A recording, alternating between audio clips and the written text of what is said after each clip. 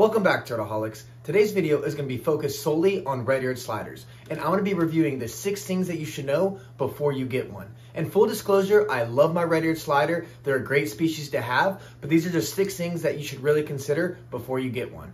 Let's get into it. Now, number 1 on the list is that red-eared sliders can be a tough species if you want them to have tank mates. Red-eared sliders, they're great swimmers, but they also love to hunt. So if you're thinking of having any fish, just keep in mind that there is a good chance that your turtle will end up eating those fish. My red-eared slider coexisted with my fish for a couple months and everything was going great. And then slowly but surely, she started picking them off one by one. And as you can see by the empty tank here, she ended up eating them all. And the crazy thing is, it didn't really matter about size. I had a massive goldfish that was basically half the size of my red-eared slider, and she still ended up eating it. So just something to keep in mind if you do want a turtle with tank mates.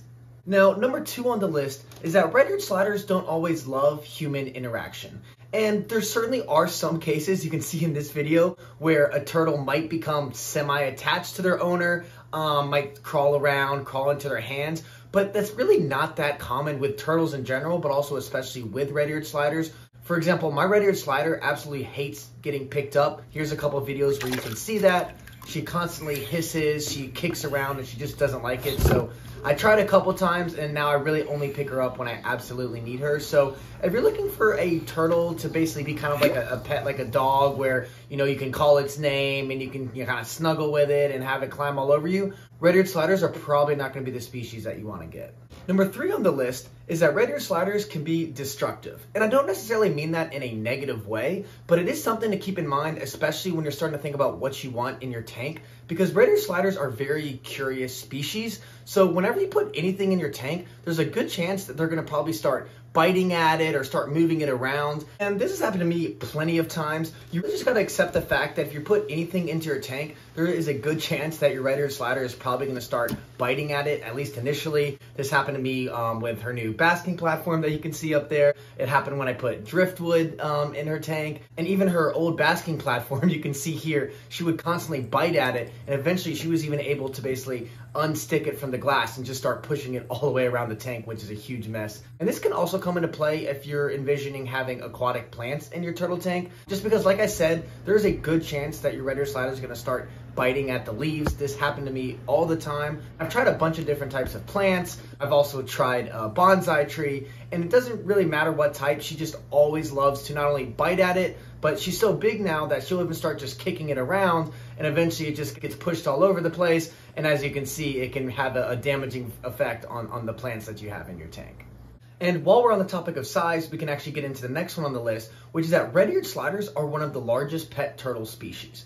Males can get up to around 10 inches in shell length, and females can actually get up to 12 inches. And they also grow extremely fast. You can see this is what Penny looked like a year ago. She literally could fit in my hand. She was smaller than my hand. And now here's what she looks like now. In only about 14 months, she basically doubled in size. And that's not necessarily a bad thing. It's just something to keep in mind. If you only have a 40 or 75 gallon tank, a red-eared slider might not be the best option because they're probably going to need bigger than that once they become an adult. And along with tank size, you're also probably going to need to upgrade other things in the tank. So for example, their basking platform, you can see in this clip here, when I first got Penny, she could easily move around. She could actually change directions on it. And then only a year later, it's not even big enough to basically hold her weight, which is why I had to create this one here. So it's just something to keep in mind. If you want a turtle that stays small, a red-eared slider might not be your best option. Now, number 5 on the list is not specific only to red-eared sliders, but it can certainly be true, and that is that red-eared sliders can be picky eaters. Now, red-eared sliders are omnivores, which means they need food sources from both plants and animals. Usually the pellets can suffice for the whole animal section of that for their protein. But like I said, they can be picky and there's a chance that they might not like the pellets that you give them. So you might have to try a couple. But that's not necessarily a bad thing because it is good to feed your turtle a couple different types of pellets so that they can have variety in their diet. And then the same goes with vegetables. Most turtles actually will not like vegetables in the beginning when they're babies. But red-eared sliders, there is a chance that they might not like the vegetables you're feeding them. But like with the pellets, you should just, try a bunch of different vegetables and see what they like. Now, the final one on the list is that red-eared sliders have a pretty long lifespan.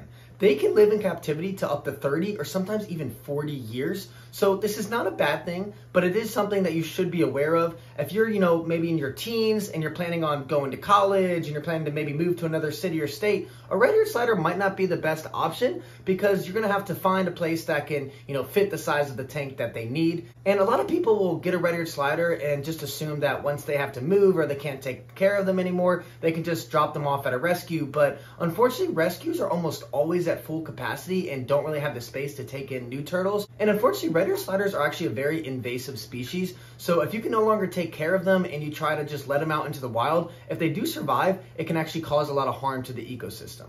So unless you can commit to taking care of a turtle for 20 or 30 years, a red-eared slider might not be the one that you want to get. If you are thinking about getting a red-eared slider, I hope you found this video helpful. I want to reiterate what I said in the beginning of the video. Red-eared sliders are a great species to have as a pet. I just wanted to make this video just because they are one of the most popular available species at pet stores. And I just want you to be able to set your expectations and understand the commitment that come with having a red-eared slider. But thank you so much for watching. And with that, me and Penny will see you on the next one.